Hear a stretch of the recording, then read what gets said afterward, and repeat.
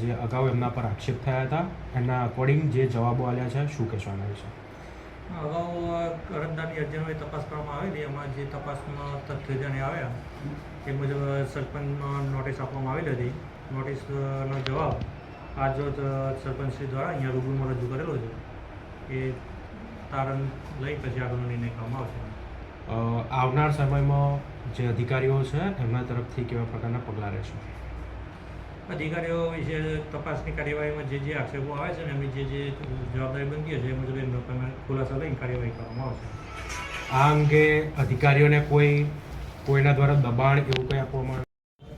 અમારી પર અરજદાર દ્વારા અરજી થયેલી હતી. જો કે અરજી કરવી દરેકનો અધિકાર છે અને અરજીના અનુસંધાનમાં ટીડી ઓફિસ દ્વારા અમને 6 મુદ્દાની નોટિસ મોકલવામાં આવી હતી. આજરોજ અમે તે 6 મુદ્દાની નોટિસના જવાબો કર્યા છે.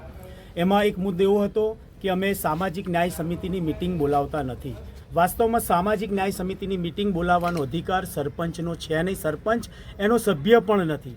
જે સામાજિક ન્યાય સમિતિના અધ્યક્ષો હોય છે, અનુસૂચિત જાતિના જે ગ્રામ પંચાયતના સભ્ય, એના અધિકાર ક્ષેત્રમાં આવે છે અને આ મિટિંગ બોલાવવાનું કામ એમનું હોય છે, નહીં કે સરપંચશ્રીનું કે ગ્રામ પંચાયતના અન્ય સભ્યોનું.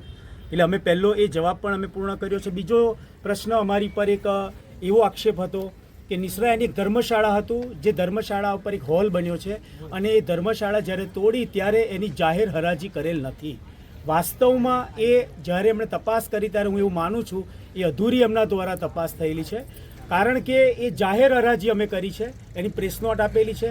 ઘણા બધા હરાજી રાખનારા ઈસમો એની અંદર જોડાયેલા હતા. 50,000 એની લો કોસ્ટ હતી અને હરાજી લગભગ 1,61,000 રૂપિયામાં એ હરાજી ગયેલી. અને જે મોટી બોલી બોલ્યો એ વ્યક્તિ હરાજી લઈ ગયો અને એ પ્રમાણે આખી હરાજીની જે પ્રક્રિયા છે એ કાયદેસર અને સત્યતાપૂર્ણ રીતે અમે પૂરી કરેલી છે, જેના કાગળો પણ આજે અમે પ્રોવાઈડ કરેલા છે.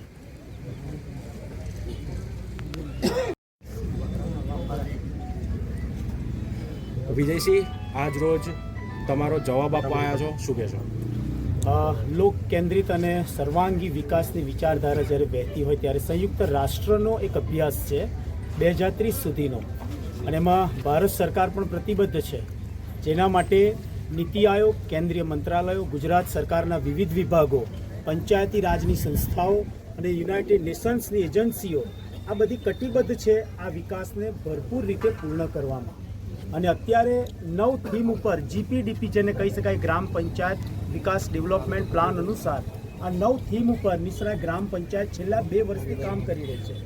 જેની અંદર માળખાકીય સુવિધાઓ, ગરીબી મુક્ત, સ્વચ્છ ગામ, સ્વસ્થ ગામ અને જ્યાં ગરીબો માટે રોજગારની વ્યવસ્થા કરવાની હોય તે બાળ મૈત્રીપૂર્ણ, મહિલા મૈત્રીપૂર્ણ વિભાગો, જેની અંદર મહિલાઓને સશક્તિકરણ કરવું, બાળ વિકાસ, બાળોની સુરક્ષા કરવી, આ તમામ 9 થીમ ઉપર નિસરા ગ્રામ પંચાયત કામ કરી રહી છે.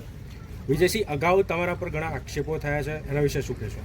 હું એવું માનું છું જાહેર જીવનમાં જ્યારે કોઈ વ્યક્તિ સર્વાંગી વિકાસ લઈને મેદાને ઉતર્યો હોય ત્યારે સ્વાભાવિક છે કે એને પોલિટિકલ અભિકોણ જો આપવા જાય તો એનો વિરોધ થતો હોય છે, એવું મારું માનવું છે.